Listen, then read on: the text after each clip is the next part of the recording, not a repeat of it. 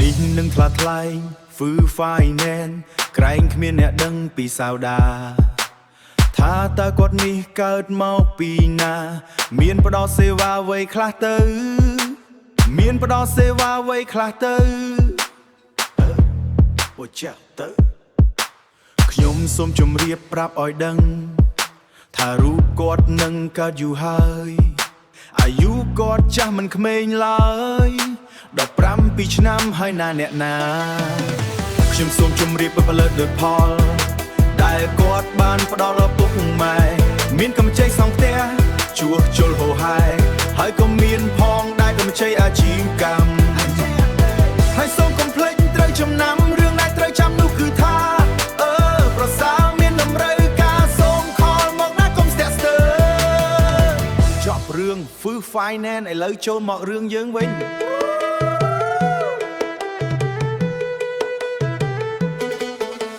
ខ្ញុំសូមប្រាប់ពីរបៀបខ្ចីដោយឆ្លាតវៃដោយសុខសាន្តនោះត្រូវគិតខ្លាំងកុំស្មាននៅពេលខ្ចីបានប្រើឲ្យត្រូវខ្ញុំសូមអង្វរកុំខ្ចីលើហើយកុំឲ្យទៅសមត្ថភាពបងពេលបានមកឲ្យប្រើឲ្យមកឲ្យត្រឹមត្រូវត្រង់គោលបំណងខ្ញុំសូមរាយរាប់ប្រាប់ចុងក្រោយសូមកុំឡើយខ្ចីលុយច្រើនគ្នា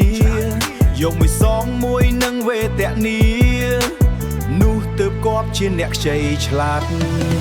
ខ្ញុំសូមជម្រាបពីផលិតផលដែលគាត់បានផ្ដល់ដល់ពុកម៉ែមានកម្ចីសង់ផ្ទះជួសជុលហូរហែហើយក៏មានផងដែលកម្ចីអាជីវកម្មហើយសូមកុំភ្លេចត្រូវចំណាំរឿងដែលត្រូវចាំនោះគឺថា